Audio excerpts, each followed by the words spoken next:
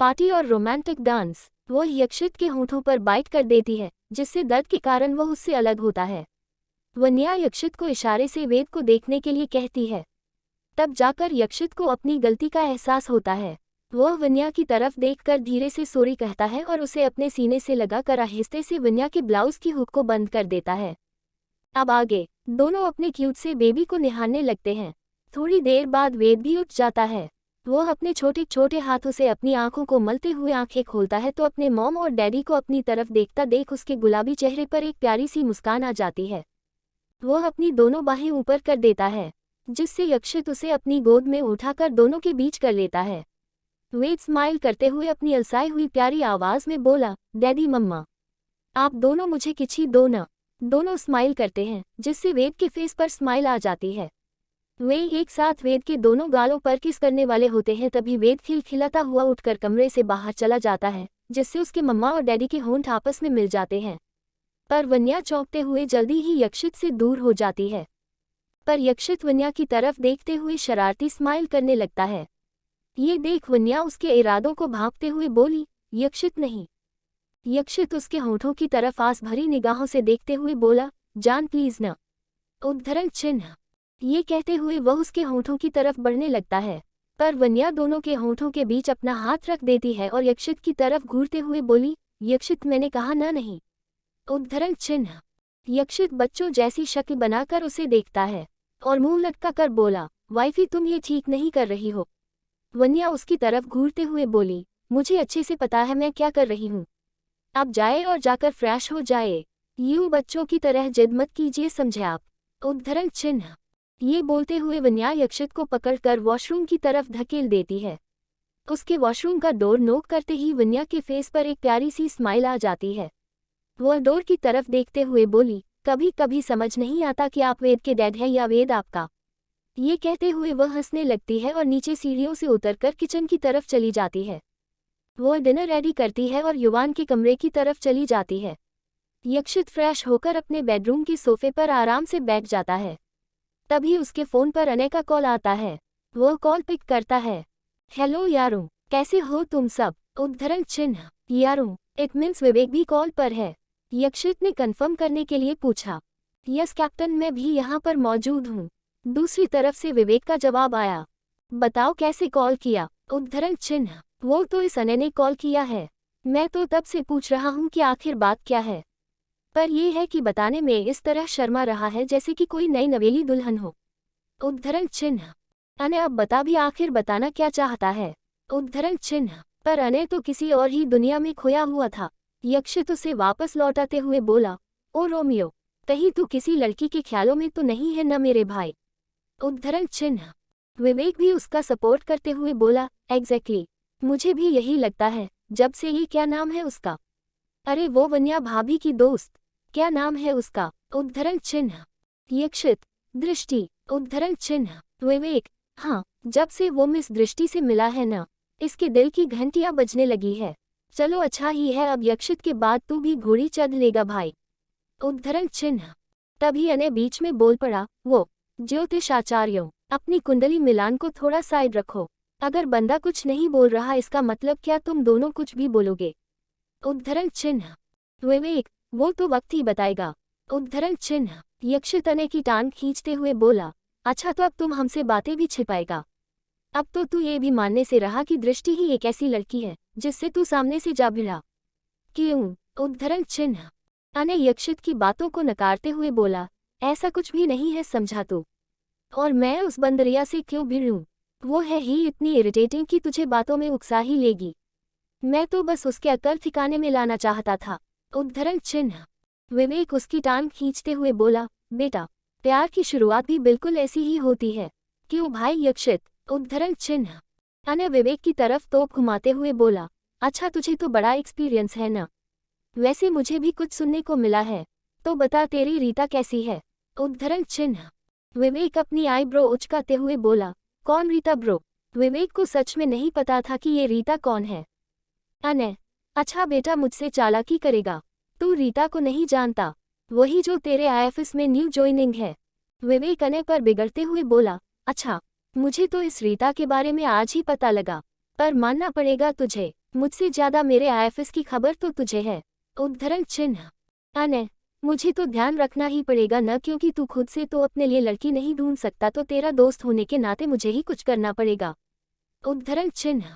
इससे पहले दोनों के बीच कोल्ड वार शुरू हो, यक्षित दोनों को रोकते हुए बोला, अरे बस भी करो तुम दोनों। तुम्हारी इन्फॉर्मेशन के लिए बता दूं कि तुम दोनों के पास भले ही काम न हो, पर मुझे अभी काम करने हैं। सो प्लीज अनय जल्दी बता कि तूने कॉल क्यों किया था। उद्धरण चिन्ह। अनय, हाँ काम से याद आया, डैड ने कल अपने रिटायरमेंट और मेरे कंपनी ज्वाइन करने की खुशी में पार्टी रखी है, जिसमें तुम दोनों इनवाइटेड हो। और यक्षित, अगर तू भाभी के बिना आने की सोच रहा है तो पार्टी में आने की कोई जरूरत नहीं है। उद्धरण चिन्ह। यक्षित दांत पीसते हुए बोला, अच्छा बेटा, तो विवेक के लिए तू क्या कहना चाहेगा। उद्धरण चिन्ह। अनय इससे पहले कुछ बोलता उससे पहले ही विवेक बोल पड़ा, खबरदार अगर तूने मेरी इनविटेशन कैंसिल की तो मैं तुझे सीधे जमीन में गाड़ दूंगा, फिर दृष्टि शादी से पहले ही विधवा बन जाएगी। उद्धरण चिन्ह। विवेक की बातें सुनकर यक्षित पेट पकड़कर हंसने लगा। अनय खा जाने वाली नजरों से फोन को घूरते हुए बोला, शट अप विवेक, तुझे दृष्टि के अलावा दूसरा कोई टॉपिक नजर आता है क्या बात करने को। उद्धरण चिन्ह। विवेक उसे छेड़ते हुए बोला, ओह गॉड, यक्षित देख रहा है इसकी लेवल आईएफ जेलेसी। भाई अब हम अपनी होने वाली भाभी के बारे में भी बात नहीं कर सकते क्या। उद्धरण चिन्ह। अनय, तुझे तो मैं पार्टी में बताता हूँ। वैसे तुम दोनों के लिए मेरे पास एक सरप्राइज है, जिसे सुनकर तुम दोनों सच में मेरी नाक में दम कर दोगे। पर मुझे इससे क्या, मुझे भी तो अपना बदला निकालने का पूरा मौका मिलेगा। उद्धरण चिन्ह। विवेक पूछने ही वाला था कि ऐसा क्या सरप्राइज है, पर इससे पहले ही अनय ने कॉल डिस्कनेक्ट कर दिया था। डिनर करने के बाद सभी अपने अपने रूम में सो गए। अगली सुबह यक्षित आईएफएस जाने से पहले वन्या से बोला, आज शाम को हम अनय के घर पार्टी में जा रहे हैं, तो तुम रेडी रहना। उद्धरण चिन्ह। वन्या यक्षित की तरफ देखते हुए बोली, ओके, पर पार्टी किस खुशी में रखी है। उद्धरण चिन्ह। यक्षित, गौतम अंकल के रिटायरमेंट और अनय के न्यू बिगिनिंग की खुशी में। वन्या ने हाँ में सिर हिलाया और यक्षित को आईएफएस से जल्दी घर आने को कहा। यक्षित के जाने के बाद वन्या ने दृष्टि को कॉल किया। हेलो दृष्टि, कैसी है तू। उद्धरण चिन्ह। मैं बिल्कुल ठीक हूँ, तू बता। उद्धरण चिन्ह। आज अनय के घर पर पार्टी है, उनके डैड के रिटायरमेंट और उनकी कंपनी ज्वाइन करने की खुशी में, तो तू भी मेरे साथ चल रही है। ओके। वन्या को ये पता नहीं था कि दृष्टि मिस्टर रजावत की कंपनी में काम करती है, उसके लिए भी यह सरप्राइज होने वाला था। दृष्टि खुद में बड़बड़ाते हुए बोली, मैं यहाँ पार्टी में न जाने के बहाने ढूंढ रही हूँ, और एक तू है कि मुझे पार्टी में उस बदलापुर के सामने ले जाना चाहती है। उद्धरण चिन्ह। वन्या को कुछ समझ नहीं आया, इसलिए उसने दोबारा पूछा, कुछ कहा तुमने। उद्धरण चिन्ह। दृष्टि बहाने बनाते हुए बोली, नहीं तो यार, मेरे सर में न बहुत दर्द हो रहा है, इसलिए मुझे नहीं लगता कि मैं पार्टी में आ पाऊंगी। उद्धरण चिन्ह। वन्या उसके झूठ को सूंघते हुए बोली, तुझे इससे अच्छा बहाना नहीं मिला क्या। मुझे नहीं पता कि तू पार्टी में क्यों नहीं आना चाहती, पर मुझे इतना जरूर पता है कि तू पार्टी में आ रही है, मतलब आ रही है। ये कहते हुए वह कॉल डिस्कनेक्ट कर देती है। वन्या सुन तो, पर तभी दृष्टि को पता लगता है कि वन्या कॉल डिस्कनेक्ट कर चुकी है। दृष्टि खुद से बोली, अब इसे कैसे समझाऊं कि मैं उस जल्लाद के सामने नहीं जाना चाहती। मुझे पता है जब जब वो मुझे अपने सामने देखते हैं, उन्हें खुजली होने लगती है और मेरे मुंह लगे बिना चैन नहीं आता है। पर दृष्टि, अब तो वन्या मैडम ने भी अपना फैसला सुना दिया है, और उन्हें न करने का मतलब तो आप समझती ही हैं। उद्धरण चिन्ह। ये सोचते हुए वह अपने क्लोजेट में से आज की पार्टी के लिए ड्रेस सिलेक्ट करने लगी। दृष्टि के पास ज़्यादा पार्टी ड्रेसेस थी भी नहीं, क्योंकि ऐसे कम ही मौके आते थे जब वह किसी पार्टी में जाती थी।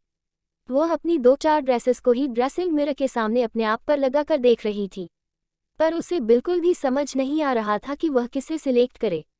आखिर में वह उन ड्रेसेस को बेड पर ही फेंक देती है और चुपचाप वही बगल में बैठ जाती है। तभी उसके मोबाइल पर किसी अननोन नंबर से कॉल आता है। वह कॉल पिक करती है और बिना कुछ सोचे समझे बोली, वन्या देख, मेरे पास पार्टी में पहनने के लिए कोई ढंग की ड्रेस नहीं है, इसलिए मैं नहीं आ रही, और तू मुझे ये डिफरेंट नंबर से कॉल करना बंद कर, समझी। ये बोलते हुए वह कॉल डिस्कनेक्ट कर देती है और बेड पर अपना मोबाइल फेंक देती है। उसे सामने से कॉल करने वाला इंसान स्माइल करता है और बोलता है, ओह, तो चैटर बॉक्स को समझ नहीं आ रहा है कि वह कौन सी ड्रेस पहने। अब इतनी छोटी सी चीज़ के लिए तुम पार्टी में ना आओ, ऐसा तो मैं होने नहीं दे सकता।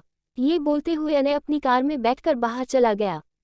थोड़ी देर बाद उसकी कार एक लग्जरियस मॉल के सामने रुकी। वह विमेन वेयर सेक्शन में गया।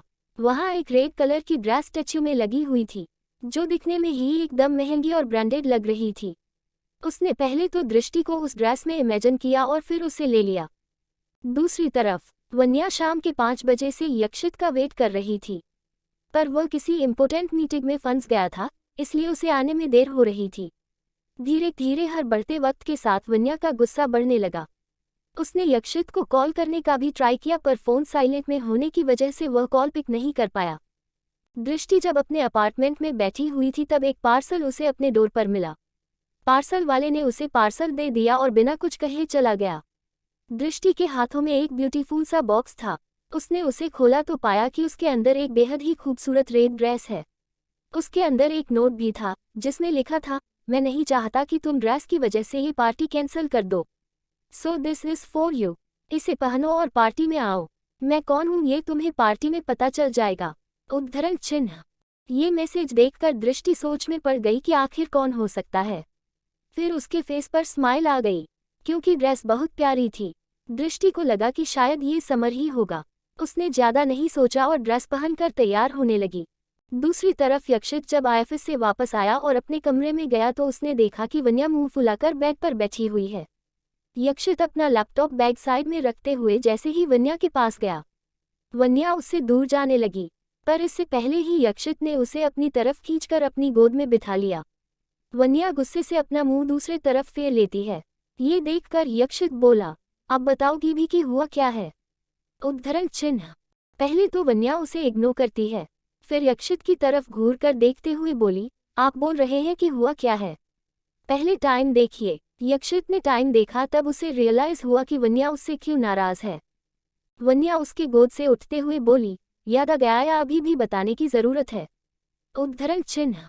यक्षित उसे दोबारा अपनी गोद में बिठाकर उसे अपनी बाहों में भरते हुए बोला, बेबी एक इम्पोर्टेंट मीटिंग में फंस गया था इसलिए लेट हो गया, पर अब मैं आ गया हूँ।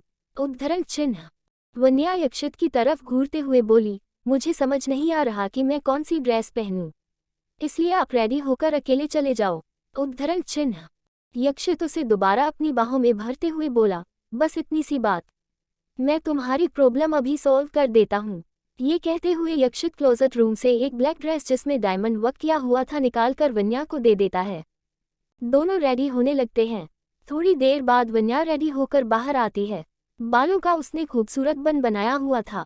बालों की एक लंटे उसने निकाल रखी थी जो उसके लुक को और निखार रहे थे।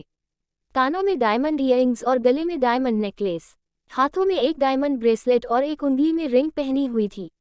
चेहरे पर बहुत ही लाइट मेकअप था और होठों में डार्क रेड लिपस्टिक लगाई थी।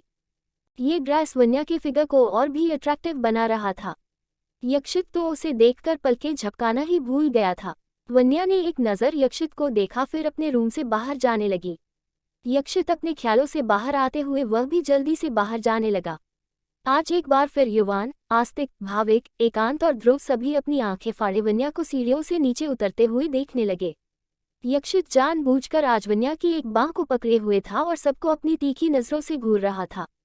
वन्या यक्षित के साथ जैसे ही नीचे आई, युवान उसके पास गया और यक्षित को वन्या से दूर करते हुए उसके दोनों हाथों को अपने हाथ में लेकर बोला, भाभी आप बहुत खूबसूरत लग रहे हो।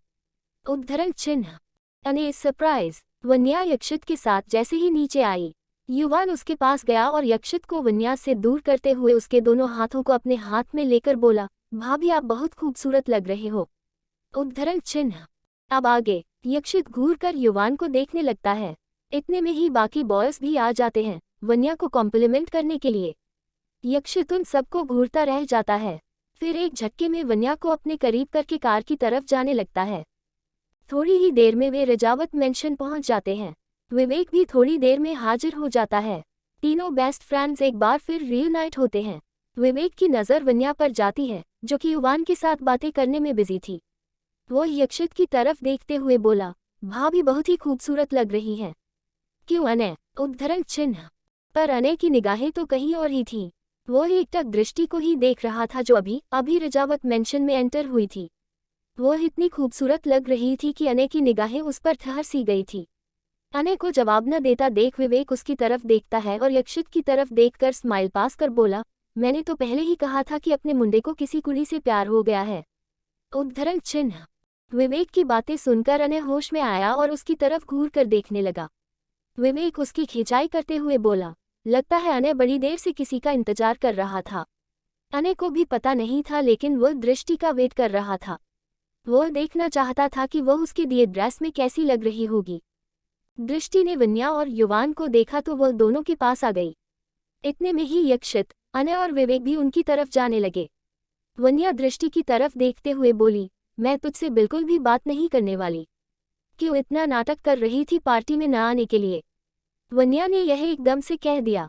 अनय वहीं खड़ा था। ये सुनकर उसे तो मौका मिल गया दृष्टि को छेड़ने का।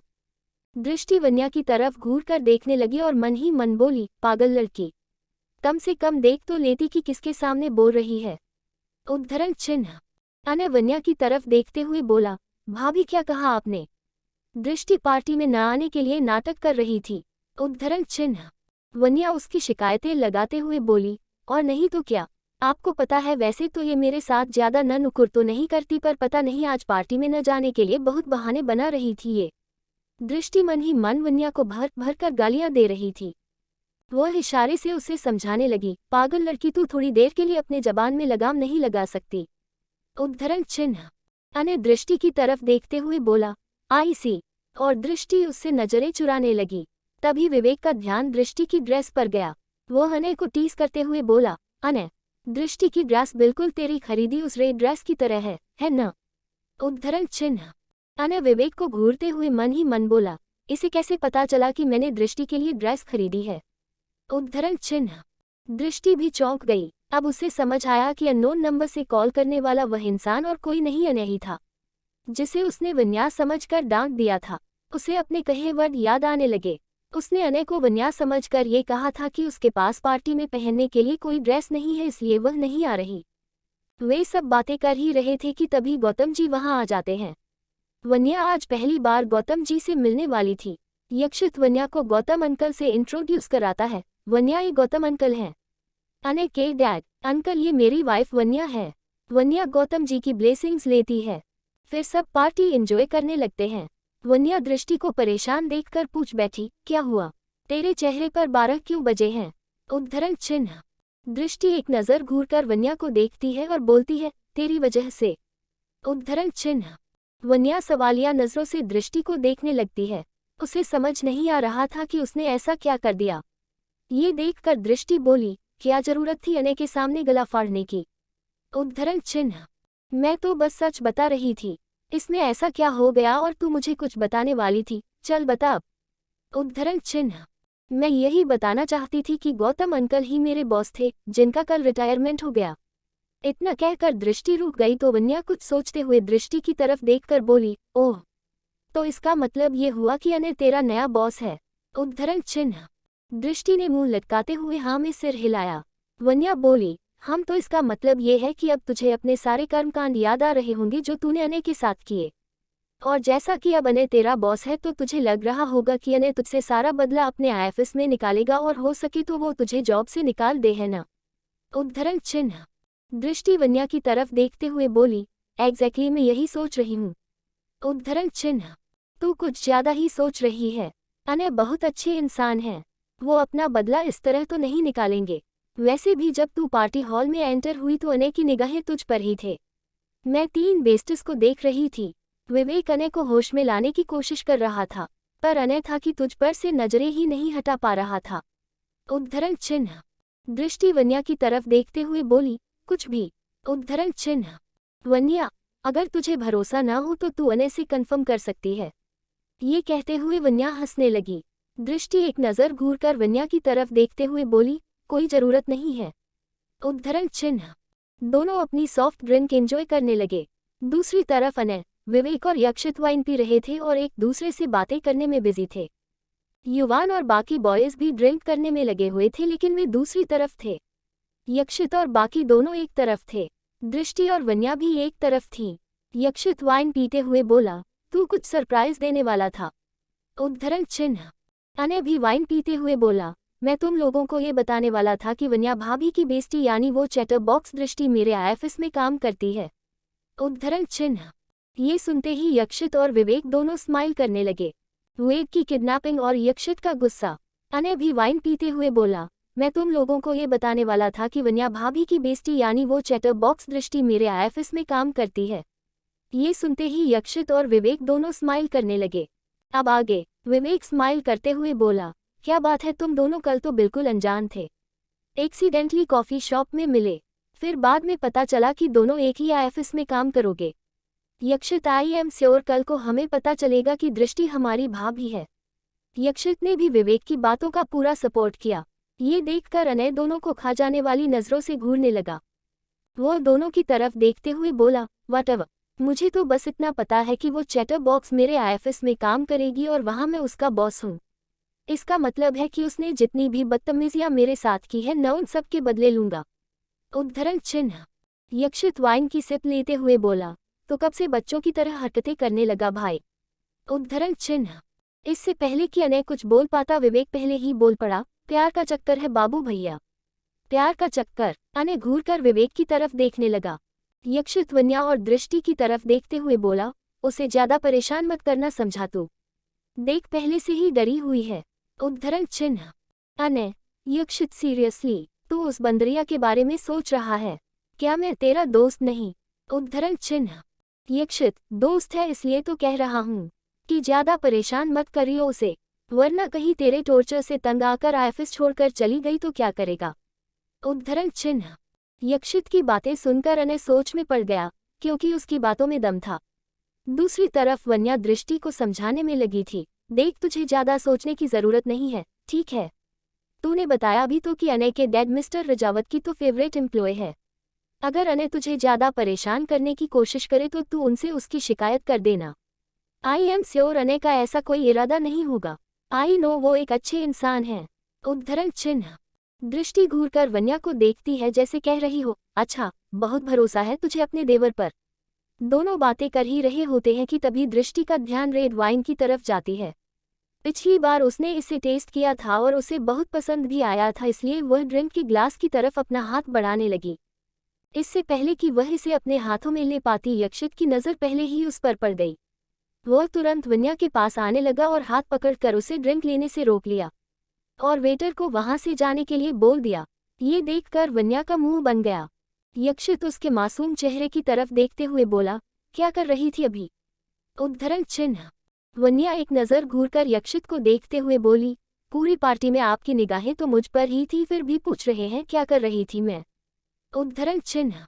यक्षित घूरकर वन्या की तरफ देखते हुए बोला, वो तो देखा मैंने कि तुम क्या कर रही थी, पर मैंने तुम्हें ड्रिंक करने से मना किया था ना फिर। उद्धरण चिन्ह। वन्या भी मुंह फुलाकर बोली, ये अच्छा है, आप पूरी पार्टी में शॉट्स पे शॉट्स लगा रहे थे और मैं जरा सा क्या वाइन टेस्ट करना चाहती थी, आप तो भड़क ही गए मुझ पर। ये बोलते हुए वह इतनी मासूम बन रही थी कि यक्षित उसके झांसे में आ गया। यक्षित उसके फुले हुए गालों को अपने हाथों में भरते हुए बोला, जान मैं तुम्हें डांट नहीं रहा। देखो मैंने ड्रिंक की क्योंकि मुझसे वो हैंडल हो जाती है, पर मुझे तुम पर पूरा यकीन है कि तुमसे वो हैंडल नहीं हो पाएगा, इसलिए मैं तुम्हें मना कर रहा हूँ। यक्षित ने वो पिछली बार की बातों को ध्यान में रखते हुए कहा जब उसने ड्रिंक की थी और यक्षित को कितना परेशान किया था। वन्या ने यक्षित को पूरी तरह इग्नोर कर दिया और वहां से जाने लगी। तभी एक रोमांटिक ट्यून प्ले हुआ और वहां पर मौजूद 2-4 कपल डांस करने लगे। ये देखकर यक्षित ने वन्या के हाथ को पकड़ लिया और उसे अपनी तरफ खींच लिया, जिससे वन्या के दोनों हाथ यक्षित की चेस्ट पर आ गए। वह उसके चेहरे पर आ रहे बालों को कान के पीछे करने लगा और उसकी कमर पर अपने हाथ रखकर उसे एकटक देखने लगा। पहले तो वन्या ने उसे इग्नोर कर दिया, पर जब उसने आंख उठाकर ऊपर देखा तो यक्षित की निगाहें उसी पर थी। ये देखकर वन्या ब्लश करने लगी और उसके फेस पर एक स्माइल आ गई। अगर वो दोनों वहां अकेले होते तो यक्षित पक्का उसके सदा पर उसके होंठों को किस कर लेता। वह वन्या को थोड़ा और अपने करीब कर लेता है और उसमें खोकर डांस करने लगता है। दृष्टि इधर उधर देखते हुए चली जा रही थी, तभी उसकी सैंडल उलझ गई और वह गिरने ही वाली थी कि 2 मजबूत बाहों ने उसकी कमर को कसकर थाम लिया। जब उसने आंख उठाकर देखी तो यह अनय था। वह स्माइल करते हुए बोला, मिस मेहता संभल कर, आप तो अभी से गिरने लगी हैं। उद्धरण चिन्ह। ये सुनकर वह एक नज़र घूरकर अनय को देखती है। खुद को ऐसे देखता देख अनय मन ही मन हंसता है। वह दृष्टि की तरफ अपना हाथ बढ़ाकर डांस के लिए इनवाइट करता है। पर दृष्टि उसकी बात का जवाब दिए बगैर ही जाने लगती है तो अनय अपना मास्टर स्ट्रोक लगाते हुए बोला, अगर आपने मेरे डांस प्रपोजल को एक्सेप्ट नहीं किया तो मैं समझूंगा कि आप मुझसे डर गईं। उद्धरण चिन्ह। मजाल है कि आज तक दृष्टि कोई चैलेंज हारी हो। उसके कदम वहीं रुक गए और वह अनय की तरफ बढ़कर उसके हाथों में अपना हाथ दे देती है। अनय को पूरा कॉन्फिडेंस था कि उसकी यह ट्रिक काम कर जाएगी और ये सच भी साबित हुई। दोनों रोमांटिक ट्यून पर कपल डांस करने लगे। अनय ने जब दृष्टि की तरफ देखा तो वह उसकी झील सी गहरी आंखें और नर्म गुलाबी होंठों में खोसा गया। उसका मन कर रहा था कि वह झुककर आहिस्ते से उसे चूम ले, पर उसने अपने आप को कंट्रोल किया। पर दृष्टि के चेहरे से अभी भी नजरें नहीं हटा पा रहा था।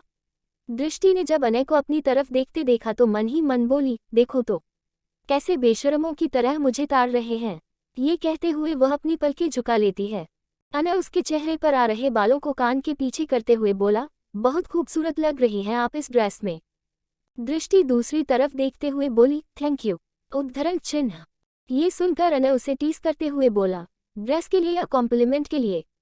उद्धरण चिन्ह। दृष्टि दूसरी तरफ देखते हुए बोली, दोनों के लिए, क्योंकि दृष्टि को अब तक तो पता चल ही चुका था कि यह ड्रेस अनय ने ही उसे पार्सल की थी। अनय उसके चेहरे की तरफ देखते हुए बोला, मुझे नहीं पता था कि आप इतनी डरपोक निकलेंगी। उस दिन कॉफी शॉप में तो बहुत शेरनी बन रही थी, फिर आज कैसे भीगी बिल्ली। क्या आपको मुझे फेस करने में डर लग रहा था? अनय ने ये दृष्टि को पोक करने के लिए कहा था। दृष्टि पहले तो सकपका गई, फिर खुद को नॉर्मल करते हुए बोली, मुझे आपसे कोई डर वर नहीं लगता, समझे आप। वो तो बस मेरा मन नहीं था आने का, इसलिए मैं नहीं आना चाहती थी। उद्धरण चिन्ह। अनय उसकी बात मानते हुए बोला, ओके देन मिलते हैं कल ऑफिस में। Be ready. अनय का इतना कहना था कि दृष्टि अपनी टिमटिमाती आंखों से अनय को देखने लगी। ये देखकर अनय अपने आप से बोला, यार ये लड़की अगर इसी तरह मुझे देखती रही तो मैं इसे किस कर लूंगा, फिर बाद में मुझे ही ब्लेम करेगी ये। उद्धरण चिन्ह। युवान और विवेक दोनों सभी कपल को डांस करते हुए देख रहे थे, पर दोनों की निगाहें यक्षित, वन्या और दृष्टि अनय पर ही थी। यक्षित और वन्या की लाइफ तो सेट थी, इसलिए युवान विवेक की तरफ देखते हुए बोला, विवेक भाई आपको क्या लगता है? उद्धरण चिन्ह। विवेक भी उनकी रोमांटिक डांस को देखते हुए बोला, छोटे मुझे लगता है कि तेरी दृष्टि दी का जल्द ही प्रमोशन होने वाला है। दोनों अनय और दृष्टि की तरफ देखकर स्माइल करने लगते हैं, क्योंकि उन्हें लगा नहीं था कि अनय इतनी जल्दी किसी के प्यार में पड़ जाएगा। पार्टी के बाद सभी अपने अपने घर के लिए निकल गए। यक्षित ने आज वन्या को ड्रिंक करने नहीं दी, इसलिए वह आज पूरे होश में थी, बस उसे नींद बहुत आ रही थी। वह कार ड्राइव कर रहे यक्षित के कंधे पर सिर रखकर सो जाती है। यक्षित ड्राइव करते हुए उसके माथे को चूम लेता है और उनकी कार सिन्हानिया मैंशन की तरफ बढ़ जाती है। वन्या नींद के आगोश में पूरी तरह जा चुकी थी, इसलिए यक्षित कार पार्क करके आहिस्ते से उसकी तरफ का डोर खोलता है और उसे अपनी बाहों में उठाकर अपने रूम की तरफ चला जाता है। उसे आहिस्ते से बेड पर सुला देता है और खुद चेंज करने चला जाता है। जब वह वापस आता है तो एक नज़र वन्या को देखता है। वन्या पार्टी ड्रेस में थी, इसलिए वह उसका नाइट गाउन लाकर उसके कपड़े चेंज कर देता है और वह गाउन पहना देता है, फिर उसे अपनी बाहों में भरकर सो जाता है। अगली सुबह वन्या की नींद देर से खुलती है, सुबह के 8 बजे। जब वह कमरे में देखती है तो यक्षित वहां नहीं होता। उसकी आज एक इम्पोर्टेंट मीटिंग थी, इसलिए वह ऑफिस के लिए जल्दी निकल गया था। इधर उधर देखने के बाद वन्या का ध्यान अपने कपड़ों पर गया। वह अपने कपड़े चेंज देखकर समझ गई कि यह यक्षित का ही काम होगा। वन्या को यक्षित का ये केयरिंग नेचर बहुत अच्छा लगता था। वह बेड से उठी और फ्रेश होने के लिए वॉशरूम में चली गई। थोड़ी देर बाद वह रेडी होकर बाहर आई। सब ब्रेकफास्ट कर चुके थे, इसलिए उसने भी अपने रूम में ब्रेकफास्ट किया और नीचे आ गई, जहां वेद खेल रहा था। वन्या उसके पास आई तो वेद अपने खेल भूलकर दौड़कर वन्या की तरफ आया, जिससे वन्या अपने घुटने के बल बैठ गई। वेद अपने छोटे छोटे हाथों को वन्या के गले में लपेटकर उसके गालों पर किस करके बोला, गुड मॉर्निंग मम्मा। उद्धरण चिन्ह। वन्या उसके रुई जैसे मुलायम गालों को किस करके बोली, गुड मॉर्निंग मेरा बच्चा। फिर वह वेद को पढ़ाने लगी। जब उसे लगा कि वह काफी देर से वेद को पढ़ा रही है और वो अब बोर हो चुका है तो वह उसे अपने गोद में उठा लेती है और गार्डन की तरफ घूमने के लिए चली जाती है। वेद अपनी मम्मा की तरफ देखते हुए बोला, मम्मा। उद्धरण चिन्ह। वन्या उसकी तरफ देखते हुए बोली, हाँ बेटा बोलो। उद्धरण चिन्ह। वेद अपनी क्यूट वॉइस में बोला, मुझे आइसक्रीम खानी है। उद्धरण चिन्ह। वन्या उसे घर के अंदर की तरफ ले जाते हुए बोली, ठीक है चलो मैं तुम्हें आइसक्रीम खिलाती हूँ। उद्धरण चिन्ह। इस पर वेद बोला, नहीं मम्मा, मुझे बाहर वाली आइसक्रीम खानी है। उद्धरण चिन्ह। वन्या को पता था कि सिन्हानिया मेंशन के पास में ही एक आइसक्रीम पार्लर है। वेद वहीं की आइसक्रीम की बात कर रहा है। पर वह वेद को समझाते हुए बोली, पर बेटा, हमारे किचन में भी उतनी ही टेस्टी आइसक्रीम रखी हुई है ना, तो फिर तुम्हें बाहर की आइसक्रीम क्यों खानी है? उद्धरण चिन्ह। वेद जिद करते हुए बोला, नहीं मम्मा, वेद को वहीं की आइसक्रीम खानी है। आखिर में वन्या को वेद के जिद के आगे झुकना पड़ा, इसलिए वह वेद को गोद में लेकर सिन्हानिया मेंशन से बाहर आई। आइसक्रीम पार्लर पास में ही था, इसलिए वह बिना गार्डस के ही वहां चली गई। जब वे दोनों आइसक्रीम लेकर वापस आ रहे थे तब उनके पास से एक लग्जरी कार गुजरी और उसमें से एक आदमी बाहर आया और वेद को वन्या की गोद से छीनकर कार के अंदर ले गया। यह इतनी जल्दी में हुआ कि वन्या को भी कुछ समझ नहीं आया। उसने वेद को वापस लाने की बहुत कोशिश की, उसे छुड़ाने की भी बहुत कोशिश की। उसकी ये कोशिश देखकर उस किडनैपर ने अपने गार्ड से वन्या को धक्का देने के लिए कहा। उसके गार्ड ने वन्या को धक्का दे दिया। वन्या का बैलेंस बिगड़ गया और वह वहीं गिर गई। उसके माथे पर चोट लग गया और खून बहने लगा, पर इन सब से वन्या को कोई फर्क नहीं पड़ा। उसके कानों में बस वेद की वो मासूम आवाज गूंज रही थी, मम्मा प्लीज मुझे बता लो। कुछ ही सेकंड्स में वो कार वहां से हवा हो गई। वन्या रोते हुए घर के अंदर आई। उसके माथे से खून बह रहा था, पर उसे इन सब का कोई होश नहीं था। युवान अभी अभी कॉलेज से वापस आया था। वह वन्या को घबराता हुआ देख उसके पास गया और उसके चोट को देखते हुए बोला, भाभी आपको ये चोट? उद्धरण चिन्ह। युवान का इतना कहना था कि वन्या युवान की तरफ देखते हुए अपने आंखों में आंसू लेकर बोली, युवान वो वेद। युवान वन्या के दोनों कंधों को पकड़कर बोला, भाभी आप ठीक हो? और क्या हुआ वेद को? उद्धरण चिन्ह। वन्या घबराते हुए बोली, युवान, वो वेद को किसी ने किडनैप कर लिया। ये सुनकर युवान के भी पैरों तले से जमीन खिसक गए, क्योंकि अगर ये बात यक्षित को पता चल गई तो वह खून की नदियां बहा देगा। युवान वन्या की तरफ देखते हुए बोला, भाभी आप रूम में जाए, मैं कुछ करता हूँ। वन्या रोते हुए अपने कमरे में आ गई। यक्षित को जब ये बात पता चली तो वह दौड़ते हुए सिन्हानिया मेंशन पहुंच गया। उसे पता चल चुका था कि वेद किडनैप हो चुका है। वह सीधे अपने कमरे में गया। उसे वन्या की इस लापरवाही पर बहुत गुस्सा आया। वह उसके पास गया। वह इस वक्त बहुत गुस्से में था। उसने वन्या के कंधे को झकझोर कर गुस्से से दांत पीसते हुए बोला, मैंने तुम्हें पहले भी कहा था कि कहीं भी जाओ बिना बॉडीगार्ड्स के मत जाना, पर नहीं, तुम्हें तो मेरी बात न मानने की आदत हो चुकी है। आज तुम्हारी वजह से मेरा वेद मुझसे दूर हो गया है। मत भूलो कि तुम इस घर में सिर्फ वेद की वजह से हो। उद्धरण चिन्ह। यक्षित की कही बातें वन्या को तीर की तरह चुभ रही थी। उसे यक्षित से इन वडस की बिल्कुल उम्मीद नहीं थी। वह रोते हुए यक्षित से बोली, मत भूलिए कि वेद जितना आपका बेटा है उतना मेरा भी है। यक्षित ने एक नज़र अपनी लाल आंखों से वन्या को देखा और कहा, अगर मेरे बेटे को जरा सी भी खरोंच आई तो मैं तुम्हें नहीं छोड़ूंगा। उसे सुनाने के बाद यक्षित वहां से निकल गया। वन्या अपने चोट के साथ वहीं खड़ी रह गई। उसके आंखों के कोनों से लगातार आंसू बहने लगे। यक्षित अपने गुस्से में ये तक भूल गया कि वन्या को भी चोट आई है। वन्या को भी अपनी कोई फिक्र नहीं थी तो बस वेद की गलती का एहसास। वन्या अपने चोट के साथ वहीं खड़ी रह गई। उसके आंखों के कोनों से लगातार आंसू बहने लगे। यक्षित अपने गुस्से में ये तक भूल गया कि वन्या को भी चोट आई है। वन्या को भी अपनी कोई फिक्र नहीं थी तो बस वेद की। अब आगे। वह चुपचाप रोते रोते वेद के कमरे में आई और अपनी रोनी आवाज में बोली, आई एम सो सॉरी बेटा, आज आप मम्मा की लापरवाही की वजह से मम्मा से दूर चले गए। ये बोलते हुए वह वहीं फर्श पर बैठ गई और उसके छोटे बेड पर अपना सिर टिका दिया। ये सच था कि अगर वेद को कुछ हो गया तो वह खुद को कभी माफ नहीं कर पाएगी। यक्षित कमरे से बाहर आ गया। युवान उनके कमरे की तरफ ही था जब यक्षित उसे डांट रहा था। अपने भाई को भाभी को इस तरह से डांटते देख युवान को बिल्कुल अच्छा नहीं लग रहा था। वह यक्षित के पास आया। यक्षित ने अपने सारे रिसोर्सेस को काम पर लगा दिया। समर्थ और तेजस को भी इम्पोर्टेंट इंस्ट्रक्शंस दिए जो कि वेद को ढूंढने में बहुत इम्पोर्टेंट हो सकते थे। सभी अपने काम पर लग गए। युवान यक्षित को कुछ बोल पाता इससे पहले ही यक्षित वहां से चला गया और वह अपने ब्लैक जगुअर स्क्वाड के पास जा रहा था।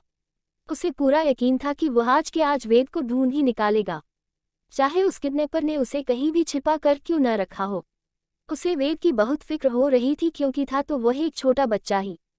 वह अपने स्क्वाड से डिस्कस करके निकल ही रहा था कि तभी उसे किसी अननोन नंबर से कॉल आया। कुछ सोचकर उसने ये कॉल पिक कर लिया। सामने से एक जानी पहचानी आवाज आई, गुड इवनिंग यक्षित, मुझे ऐसा क्यों लग रहा है कि तुम जी जान से अपने बेटे को ढूंढने में लगे हो। उद्धरण चिन्ह। यक्षित समझ गया कि यह विक्रांत खन्ना है। वह गुस्से से तिलमिलाते हुए बोला, बातों को घुमाने की जरूरत नहीं है, सीधे पॉइंट पर आओ। उद्धरण चिन्ह। उसकी बातें सुनकर विक्रांत डेविल स्माइल करने लगा और बोला, ये हुई ना बात। यक्षित राय सिन्हानिया, तुम्हारा प्यारा बेबी वेद मेरे कब्जे में है। मुझे तो समझ ही नहीं आया कि तुम जैसा इंसान इतनी बड़ी बेवकूफ़ी कैसे कर सकता है, बिना सिक्योरिटी गार्ड्स के ऐसे ही अपने बच्चे को बाहर जाने दिया। पर वो क्या है न कि विक्रांत खन्ना हाथ आया मौका अपने हाथों से जाने नहीं देता, और देखो तुम्हारे इस क्यूट बेटे के सहारे मैं अपनी सारी मांगें पूरी करवाता हूँ। उद्धरण चिन्ह। यक्षित पूरे एटीट्यूड में बोला, जितना खुश होना है हो लो, क्योंकि वेद को ढूंढने के बाद मैं तुम्हारा वो हाल करूंगा जो तुम सोच भी नहीं सकते। उद्धरण चिन्ह। विक्रांत, अपनी जबान को लगाम दो। मत भूलो कि तुम्हारा प्यारा बेबी अभी भी मेरे कब्जे में है। अगर तुमने आवाज़ ऊंची करने की गलती की तो ये उस नन्ही सी जान की जिंदगी पर भारी पड़ सकता है। उद्धरण चिन्ह। यक्षित गुस्से से लाल होकर बोला, अगर मेरे बेटे को एक खरोंच भी आई न तो मैं दुनिया से तुम्हारा वजूद मिटा दूंगा। विक्रांत डेविल स्माइल करते हुए बोला, यक्षित राय सिन्हानिया, फिलहाल तो तुम कुछ नहीं कर सकते, इसलिए चुपचाप मैं जैसा कहता हूँ ठीक वैसा करो तो तुम्हें ज़्यादा मेहनत करने की ज़रूरत नहीं पड़ेगी और वेद सही सलामत तुम्हारे पास पहुँच जाएगा। तुम अपनी बीवी मेरे हवाले कर दो, मैं तुम्हें तुम्हारा बेटा वापस कर दूंगा। उद्धरण चिन्ह। विक्रांत का इतना कहना था कि यक्षित गुस्से से तिलमिलाते उठा। वह कड़क आवाज में बोला, तुम्हारी हिम्मत कैसे हुई मेरी बीवी के बारे में इतनी घटिया सोच रखने की? पर गलती की है तो इसकी सजा मैं दूंगा। तुम्हारे जुबान के टुकड़े टुकड़े करके कुत्तों को खिला दूंगा, जिस जबान से तुमने मेरी वाइफ का नाम लिया। बस कुछ पल और चैन से जी लो, क्योंकि फिर मैं तुम्हें जीने लायक नहीं छोड़ूंगा। ये बोलते हुए यक्षित बहुत खतरनाक लग रहा था। उसने कॉल डिस्कनेक्ट किया और वहां से कहीं बाहर निकल गया। दूसरी तरफ वन्या ने अभी तक पानी भी नहीं पिया था। वह वेद की किडनैपिंग के लिए खुद को गुनहगार मान रही थी। उसने भी डिसाइड कर लिया कि अब जब तक उसे वेद नहीं मिलेगा वह कुछ भी नहीं खाएगी। उसका ध्यान अपनी चोट की तरफ तो बिल्कुल नहीं था। हालांकि खून बहना बंद हो चुका था, पर फिर भी उसे पट्टी करने की जरूरत थी। खुली छोड़ने पर चोट में इन्फेक्शन का खतरा हो सकता था, पर उसे किसी भी चीज की कोई सुध बुध नहीं थी। अब तक ब्लैक जैगुआर स्क्वाड की पूरी टीम चारों तरफ फैल चुकी थी। यक्षित ने ऑर्डर दिया था कि अगले 1 घंटे के अंदर उसे वेद की लोकेशन का पता चाहिए, इसलिए उसकी टीम जी जान से इस मिशन में लगी हुई थी। दूसरी तरफ रजावत इंडस्ट्रीज। आज उसे बॉस आने का ऑफिस में पहला दिन था, इसलिए सभी डिपार्टमेंट के मैनेजर्स उसके लिए फूलों का बुके लेकर उसके वेलकम के लिए खड़े थे। नो डाउट दृष्टि के चेहरे के रंग उड़े हुए थे और कुछ दिन तक तो उसे यह हजम करने में लगने ही वाला था कि अब अनय उसका बॉस है। सबने उसे बुके दिया और ऑफिस में उसका स्वागत किया, पर आज उसकी पीए शिवानी एब्सेंट थी। आज अनय का पहला दिन था, इसलिए पूरे प्रोजेक्ट को समझाने के लिए कोई तो चाहिए था। थोड़ी देर बाद पता चला कि मिस शिवानी जब घर से ऑफिस के लिए आ रही थी तो उन पर जानलेवा अटैक हुआ, जिससे वो अभी हॉस्पिटल में एडमिट है। ये न्यूज़ सुनकर अनय का फेस एक्सप्रेशन पूरी तरह से सख्त हो गया। उसे समझ नहीं आ रहा था कि उसका ऑफिस ज्वाइन करना और मिस शिवानी पर अटैक होना कहीं आपस में जुड़े हुए तो नहीं, क्योंकि दुश्मनों की कमी तो उसकी भी नहीं थी। उसने मिस शिवानी की रिपोर्ट ली तो पता चला कि उनकी हालत अभी सीरियस है, इसलिए उन्हें रिकवर होने में कुछ महीने का वक्त लगेगा। अनय ने शिवानी की ट्रीटमेंट की पूरी जिम्मेदारी कंपनी को दे दी और उसे रेस्ट करने के लिए कहा। अब उसे अपने लिए एक पीए की ज़रूरत तो थी, ऑफिस के काम और प्रोजेक्ट्स को समझाने के लिए। अब अनय के पास ये ऑप्शन था कि वह बाकी डिपार्टमेंट मैनेजर्स की परफॉर्मेंस देखे और उनमें से किसी एक को अपना पीए सिलेक्ट करे। जब डिपार्टमेंट के मैनेजर्स को ये बात पता चली तो सब खुशी से नाचने लगे। खासकर फीमेल मैनेजर्स तो बहुत ही ज़्यादा एक्साइटेड थी अपने हैंडसम यंग बॉस की पीए बनने के लिए। अगर कोई नाखुश था तो वो थी दृष्टि। वो मन ही मन बोली, शिवानी तुम्हें अभी ही कुछ होना था। पता नहीं कौन मिस्टर रिवेंज का पीए बनेगा। जो भी बने, पर प्लीज़ भगवान जी मेरा नंबर उनकी लिस्ट में दूर दूर तक न रहे। प्लीज़ अपनी कृपा मुझ पर बनाए रखिएगा। उद्धरण चिन्ह। लगभग 1 घंटे बाद ब्लैक जैगुआर स्क्वाड ने वेद को ढूंढ निकाला। विक्रांत को लगा नहीं था कि यक्षित इतनी जल्दी अपने बेटे को ढूंढ लेगा। कहाँ वो उसके सारे यक्षित से अपनी मांगें पूरी करवाने वाला था, और कहाँ अब यक्षित उसे उसके किए की बदतर सजा देने वाला था। विक्रांत ने अपनी पूरी सिक्योरिटी फोर्स से वेद को कैद कर रखा था, पर यक्षित के ब्लैक जैगुआर स्क्वाड के सामने विक्रांत की आर्मी कुछ भी नहीं थी। पूरा अंडरवर्ल्ड ब्लैक जैगुअर स्क्वैड के नाम से कांपता था और इसका सामना करने के लिए शायद ही कोई पैदा हुआ हो। इस बार भी इस स्क्वैड ने अपना मिशन कंप्लीट कर लिया था। विक्रांत की आर्मी को चींटियों की तरह रौंदते हुए वे वेद तक पहुंच गए और सही सलामत उसे वापस घर ले आए। यक्षित भी घर पहुंच चुका था। अपने बेटे को अपने सामने सही सलामत देखकर उसकी आंखें नम हो गई थी। यक्षित को पूरा यकीन था कि उसकी टीम उसे ढूंढ ही निकालेगी, पर एक बाप होने के नाते उसे अपने बेटे के लिए चिंता तो थी ही। वेद ने डैडी कहते हुए यक्षित को गले लगा लिया। यक्षित उसके सिर को सहलाते हुए उसके गालों को चूम लेता है और कहता है, बेटा आप ठीक हो ना? उद्धरण चिन्ह। वेद अपनी प्यारी आवाज में बोला, हाँ डैडी, वेदांश बिल्कुल ठीक है। मुझे अपने डैडी पर पूरा भरोसा था कि वो मुझे उच्छल गंदे अंतर से बचा लेंगे। यक्षित ने उसके माथे को चूम लिया। तभी वेद को अपनी मम्मा का ख्याल आया।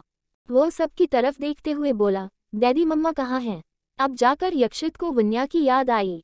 वो वेद को ढूंढने के चक्कर में वन्या के बारे में भूल ही गया था। यक्षित वन्या को देखने के लिए अपने कमरे में आया। उसके पीछे पीछे युवान और वेद भी आ गए। जब उसे वह कमरे में नहीं मिली तो यक्षित थोड़ा परेशान हो गया। कुछ सोचते हुए वह वेद के कमरे में आया तो देखा कि वन्या वेद के बेड पर सिर टिकाकर सोई हुई है। उसे इस हालत में देखकर युवान यक्षित की तरफ देखते हुए बोला, भाई आपको भाभी को इस तरह डांटना नहीं चाहिए था। आपको पता है वेद ने ही भाभी से जिद की थी कि वह बाहर का आइसक्रीम खाना चाहता था। वन्या भाभी ने उसे मना भी किया। मुझे हमारे बॉडीगार्ड्स से पता चला है कि जब वह किडनैपर भाभी को किडनैप करने की कोशिश कर रहा था तो भाभी उसके साथ लड़ पड़ी थी, जिससे उनके माथे पर भी चोट आ गई। उद्धरण चिन्ह। अब यक्षित को अपनी गलती का एहसास हो रहा था, क्योंकि जाने अनजाने में ही सही लेकिन उसने वन्या को बहुत सुना दिया था। वह कैसे भूल गया कि वन्या ने उसकी जिंदगी में उसकी खोई हुई खुशियां उसे वापस की है। वह वन्या के पास गया और उसके गाल को सहलाते हुए उसे जगाने लगा, पर वन्या थी कि उठने का नाम नहीं ले रही थी। यक्षित एक मेड से पूछने लगा, वन्या ने खाना कब खाया है? मेड सिर झुकाकर जवाब देती है, सर मैडम ने सुबह से पानी तक नहीं पिया है। मैंने उन्हें खाने के लिए 1-2 बार कहा भी, पर उन्होंने साफ मना कर दिया, ये कहकर कि जब तक वे वेद बाबा का चेहरा नहीं देखेंगी वो कुछ भी नहीं खाएंगी। उद्धरण चिन्ह। यक्षित को अब बहुत पछतावा हो रहा था। वह दोबारा वन्या के सिर पर हाथ रखता है तो ये बुखार से तप रहा होता है। वन्या के हाथ बिल्कुल लूज थे। इसका मतलब ये था कि वह बेहोश हो चुकी थी। उसने तुरंत उसे गोद में उठाया और अपने कमरे की तरफ ले जाने लगा। अपनी मम्मा को इस हालत में देखकर वेद रोने लगा। वह रोते रोते युवान से बोला, तातू मम्मा को क्या हो गया? उद्धरण चिन्ह। युवान उसे गोद में उठाकर यक्षित के कमरे की तरफ ले जाते हुए उसके आंसुओं को पोंछते हुए बोला, बेटा आप टेंशन मत लो, आपकी मम्मा अभी ठीक हो जाएंगी, ओके? वेद ने अपनी नम आंखों से आहिस्ते से हाँ में सिर हिला दिया। यक्षित ने डॉक्टर को कॉल कर दिया था, इसलिए थोड़ी ही देर में वह वहां पहुंच गई। उन्होंने वन्या का चेकअप किया और बताया, सर मैम बेहोश हो गई हैं। इनकी बीपी भी काफ़ी डाउन है। आई गेस इन्होंने काफ़ी देर से कुछ खाया पिया नहीं है। फीवर भी काफ़ी तेज है। मैंने इन्हें इंजेक्शन दे दिया है जिससे थोड़ी ही देर में इन्हें होश आ जाएगा। उद्धरण चिन्ह। मेडिसिन की पर्ची यक्षित की तरफ देते हुए बोली, ये कुछ मेडिसिन्स हैं, इन्हें टाइम टू टाइम देते रहिएगा जिससे ये जल्दी रिकवर हो पाएं। साथ में इनके डाइट का भी ध्यान रखिएगा। अभी जैसे ही इन्हें होश आए इन्हें खाना खिला दीजिएगा। उद्धरण चिन्ह। यक्षित ने हाँ में सिर हिलाया और वहां से जाने लगी। वेद अपनी भीगी आंखों से अपने डैडी के पास आया और अपनी मुरझाई सी आवाज में बोला, डैडी मम्मा को क्या हुआ? वो कब तक ठीक होंगी? डैडी मुझे मम्मा से बात करनी है, प्लीज उन्हें उठने के लिए बोलो ना। उद्धरण चिन्ह। Heart break. यक्षित ने हाँ में सिर हिलाया और वहां से जाने लगी। वेद अपनी भीगी आंखों से अपने डैडी के पास आया और अपनी मुरझाई सी आवाज में बोला, डैडी मम्मा को क्या हुआ? वो कब तक ठीक होंगी? डैडी मुझे मम्मा से बात करनी है, प्लीज उन्हें उठने के लिए बोलो ना। उद्धरण चिन्ह। अब आगे। अपने बेटे की बात सुनकर यक्षित वेद को अपनी गोद में भरकर उसके सिर को चूमते हुए बोला, बेटा आप टेंशन मत लो, आपकी मम्मा बहुत जल्द ठीक हो जाएंगी और फिर आपके साथ बातें भी करेगी, ओके? वेद अपने डैडी के गोद में बैठा हुआ अपने छोटे छोटे हाथों से वन्या के सिर को सहलाता है। उसके स्पर्श से वन्या को होश आने लगता है। थोड़ी देर में ही वन्या अपनी आंखें खोलती है। उसे अपने सामने वेद का चेहरा नजर आता है। वह झट से उठ बैठती है और वेद को अपनी बाहों में भरकर उसके सिर को किस करते हुए रोते हुए बोली, मेरे बच्चे कहाँ चले गए थे आप? आपको पता है आपकी मम्मा की जान निकल गई थी। उद्धरण चिन्ह। वेद वन्या के चेहरे को अपनी हथेलियों में भरने की कोशिश करते हुए उसके आंसुओं को पोंछ लेता है और बोलता है, मत लो ये मम्मा। देखिए मैं आ गया हूँ और आपके पास हूँ। उद्धरण चिन्ह। वन्या एक बार फिर अपनी नम आंखों के साथ वेद को अपनी बाहों में कस लेती है। थोड़ी देर तक दोनों यूं ही रहते हैं।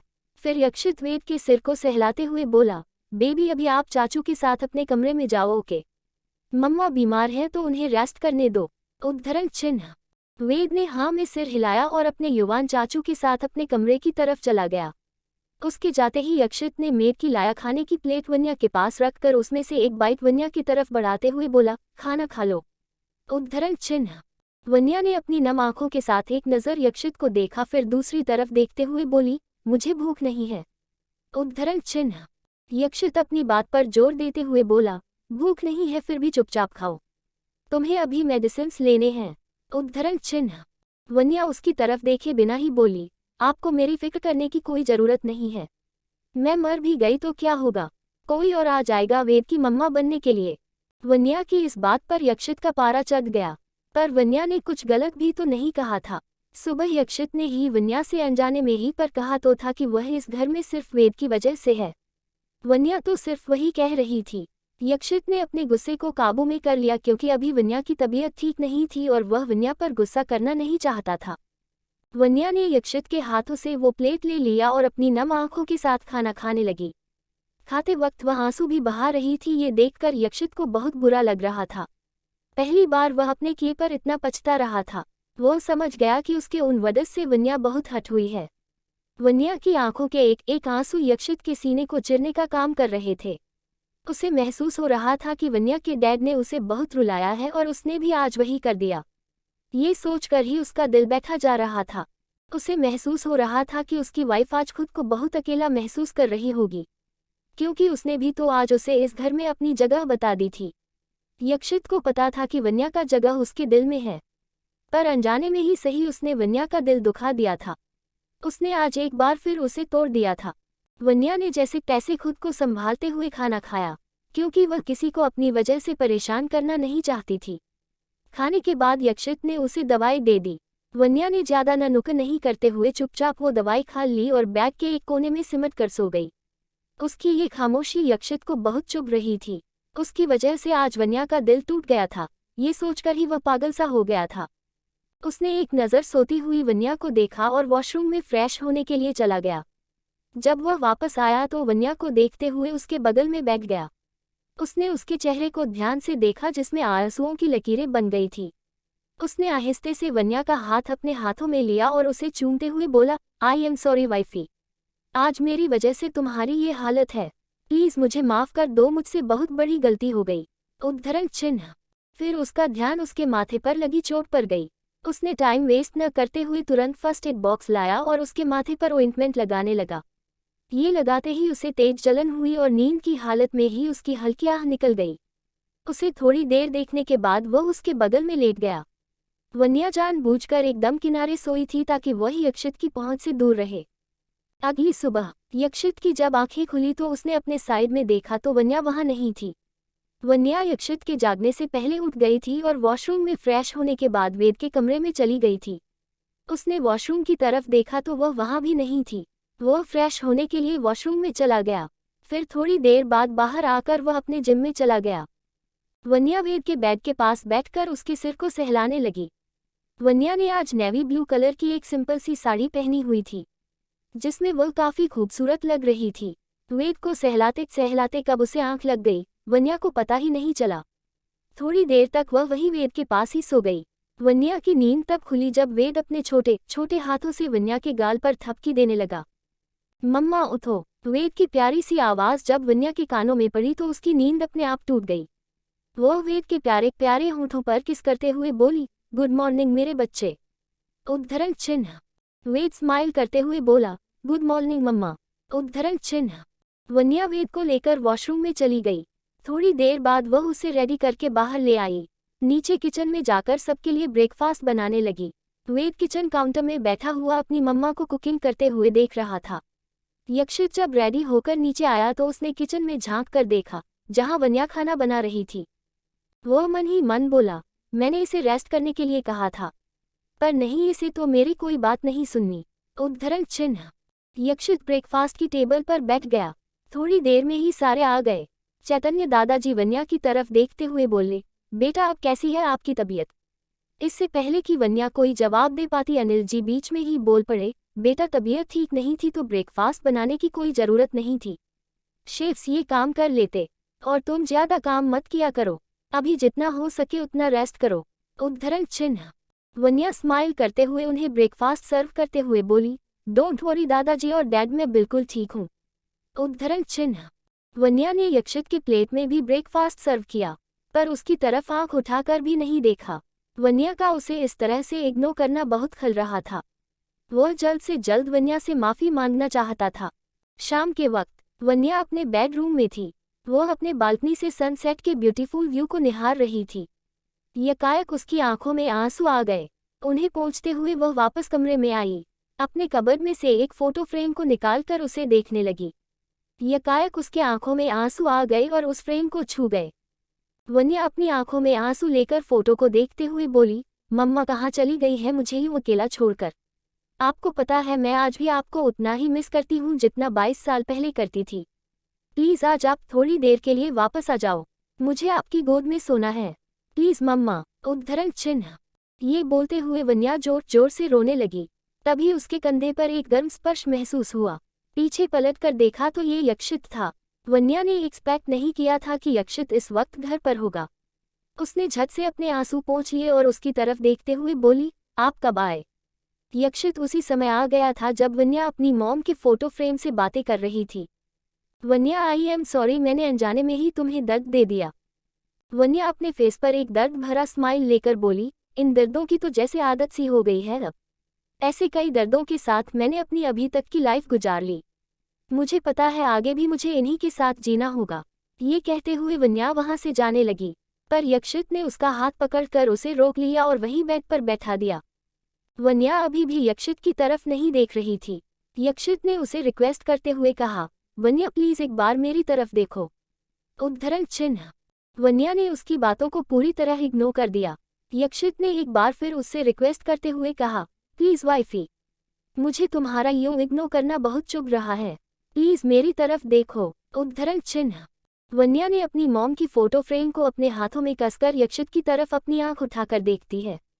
वह जैसे ही ऐसा करती है, उसके आंखों के आंसू उसके गालों पर लुढ़क आते हैं।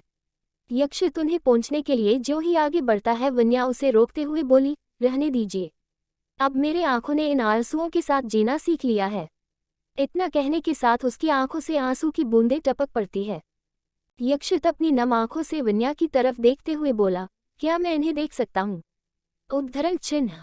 वन्या ने ज्यादा न सोचते हुए वह फ्रेम यक्षित की तरफ बढ़ा दिया। वह एकटक उस फ्रेम को निहारने लगा। वन्या अपनी भरी आंखों के साथ बोली, मेरी मॉम है। 22 साल पहले ये मुझे अकेला छोड़कर चली गई थी। तब से मैं इस दुनिया में अकेली हूँ। बहुत याद आती है इनकी, पर क्या करूँ? जब मैं छोटी थी तो इन्होंने मुझसे कहा था कि सभी मुझसे प्यार करेंगे, कोई मुझे तकलीफ नहीं देगा। पर जब बड़ी हुई तो पता चला कि इस दुनिया में मेरे लिए सिर्फ और सिर्फ दर्द और कुछ भी नहीं। उद्धरण चिन्ह। ये कहते हुए वह फूट फूट कर रो पड़ी। यक्षित को पता चल गया कि अब अगर वन्या को नहीं संभाला गया तो वह टूट जाएगी। वह पहले भी अपनी लाइफ में इस तरह या इससे भी ज़्यादा हॉट ब्रेक सह चुकी है, पर अब वह उस कगार पर थी कि एक बार वह बिखरी तो फिर से संभल नहीं पाएगी। वह वन्या के पास आया और उसे अपने बाहों में जकड़ लिया।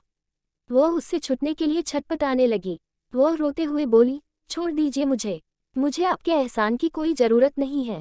पहले भी मैंने अकेले ज़िंदगी जी है, मुझे किसी के भी सहारे की कोई ज़रूरत नहीं है। उस दिन भी मैं अपनी बदकिस्मती से दूर भागना चाहती थी, पर आपने मुझे जाने नहीं दिया ताकि आप अपनी लाइफ में लाकर मुझे टॉर्चर कर सके, है ना?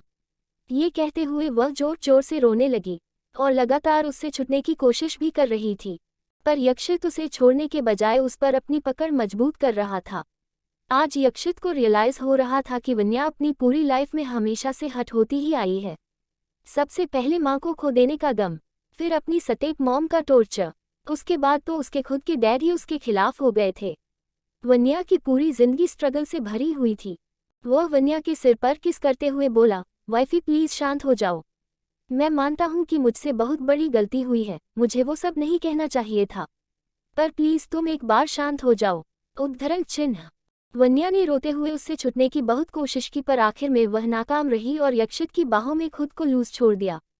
थोड़ी देर तक दोनों ऐसे ही रहे। वन्या यक्षित के सीने से लगी हुई सिसक रही थी। यक्षित ने उसे आहिस्ते से अलग किया और पानी का ग्लास लेकर वन्या को पिलाने लगा। अब तक उसकी आंखें रो रो कर लाल हो चुकी थी। वह वन्या के गालों को अपने हाथों में भरकर अपनी नम आंखों के साथ बोला, wifey I am really sorry. मैंने अनजाने में ही मम्मा की प्रिंसेस को हर्ट कर दिया। तुम मेरे लिए क्या हो ये मैं कभी वर्ड्स में बयां नहीं कर सकता। मुझसे अनजाने में बहुत बड़ी गलती हो गई, प्लीज मुझे माफ कर दो वाइफी। उद्धरण चिन्ह। वन्या ने यक्षित की आंखों में गिल्ट देखा। उसकी नम आंखें बता रही थीं कि वन्या को चोट पहुंचाकर उसे कैसा महसूस हुआ। वन्या ने अपनी नम सूजी हुई आंखों के साथ यक्षित की तरफ देखा। एक बार फिर उसके गालों पर आंसुओं की लकीरें खींच गई। यक्षित उसके आंसुओं को पोंछकर उसके माथे को चूमते हुए बोला, तुम यक्षित राय सिन्हानिया के दिल की धड़कन हो, जिसके सहारे मैं जिंदा हूँ। अगर तुम ही मुझसे नजरें फेर दोगी तो मेरा दिल धड़कना बंद हो जाएगा। उद्धरण चिन्ह। ये कहते हुए वह वन्या को अपने सीने में छिपा लेता है। वन्या भी अपनी आंखें बंद करके अपना सिर यक्षित के सीने पर रख देती है।